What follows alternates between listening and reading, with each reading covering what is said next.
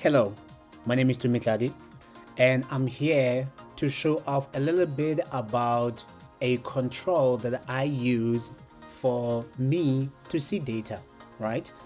So, firstly, I have decided that if you, on the other hand, decide that I tutor you, that I mentor you, or I teach you programming or developing, right?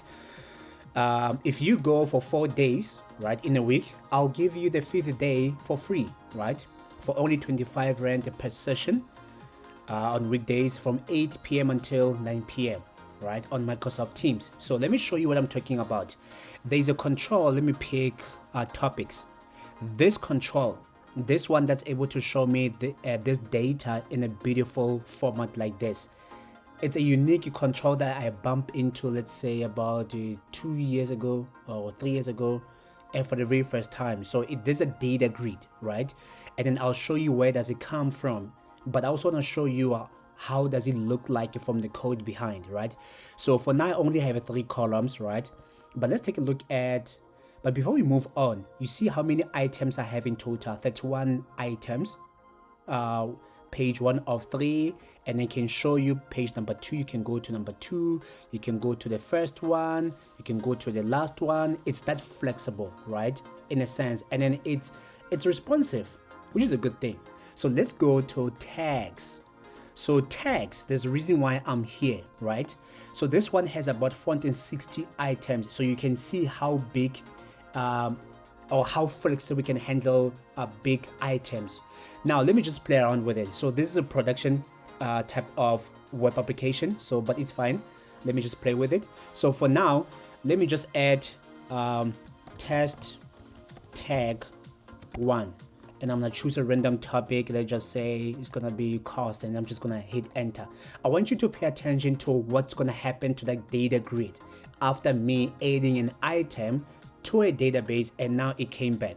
So as you can see, that test tag 1 from a topic called the topics our course has been added, and also pulling up the date time, because right now it's exactly that time, right? 12 minutes after 5. So I can also remove this one. Let me quickly get rid of it. Remove and confirm, and it's gone. That's how flexible it is. But not only that, I can also search. Let's say I want to search money. Let me just type in MON and hit enter. You see it's filtering the result, right, to say money, hash money, monstrous, give money to money, and all of that, right? Let's see, driving. Can I get something from driving? Hit enter.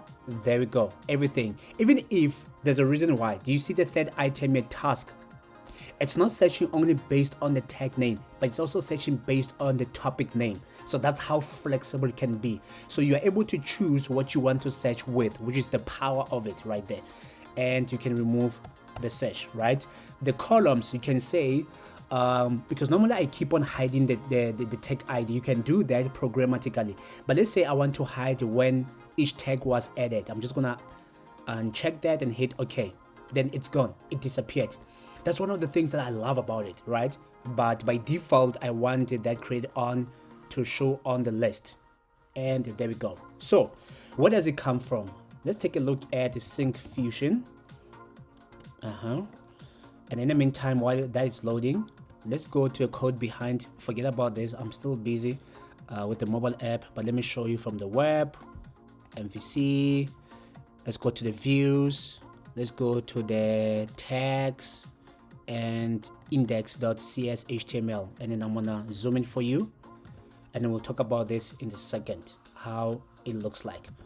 Okay, so this comes from Sync Fusion, and then let's go to products. Let's go to web, it's been on the core, and then let's go to control lists and data grid. I believe this is the one. It hasn't changed. There we go. So this is the control that I'm using. As you can see, it's so flexible, right? You can have the star ratings, you can have some icons, you can have the color coding, you can have the checkboxes, you can filter. I just went with what I want to use. So this is the control. This way it comes from. You know, I had to learn a lot on how to use this. Do you understand? So for that index, topics or the tags, right? So firstly, there's going to be a title of the page, and I just have the header, right? The header being this part here. It's the header with those buttons, right? Oh no. And then let's see. So this is the main thing, right? And then I'm using this is here CSS styles because I'm ripping it inside the panel. So but you have to say this is the grid. So the first thing that you do, you have to register. Oh, let me talk about this control. So this control, you can get a free version of it, right? A community edition of it, or you can buy the licensing. And then what you do, you go and register it on the program CS.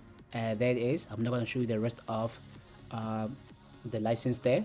And then you register it, and then you go to view import, and there we go. And this is how you add a tag helper, right? And that's all you have to do. From there, you just have to say this is going to be the grid, and then grid lines both. And then the data is gonna come back, being jet into this view back. I call it a view back data source, right? And then you bound it, data bound, allow paging true, allow sorting true, allow column chooser true, and the toolbar, that's where I search, right? I just only edit the search, and then the row selected, it's gonna react to me clicking on the row, right? And then when I search, like I said, I search based on the tag name and the topics name, but it's gonna come from this guy. So this was a interesting part, because remember, I'll show you something else. Where does this come from? Let me show you from data access layer. This is what configures a database, right? So let me go to tables. Let's go to tips and then tags. Oh yes, I know what you are thinking. But to me, you can do better with this. Yes, this is an old way of having required attribute. The new way, it's having required keyword here. Yes, I know I'm gonna deal with that, but I just want to show you something. Let me undo that. That the tag name, it's easily bindable, right? Here it is, but it needs to be the same name as the property. However, I'm using the foreign key to go and link it to the topics. And as soon as I go to a topics, you see I have a topic name.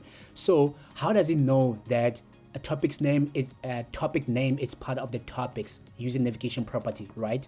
So it took me a while to say, you know what, let me do it the way I'll do it in C#, right? And then that's it. And I just have these columns, and then I choose which one becomes visible or not. As you can see, tag ID will never be visible. But when it comes to date, time, you see this date time, I configured it for me to see it, and it should make sense for me.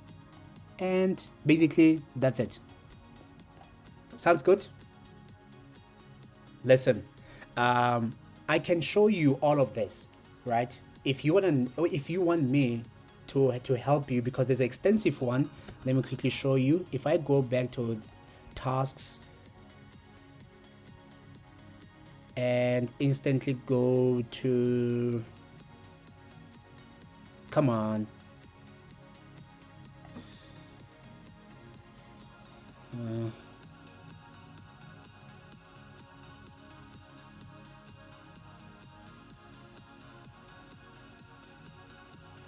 come on. Oh, my internet is quite slow because other people are busy with the internet. Okay, I just want to show this quickly. The one of videos, how extensive. You see how it's huge. You can get all kinds of data here. It's huge. So let me know if you want me to show all of this. You can book a private session for a full hour, and I'm available. Thank you.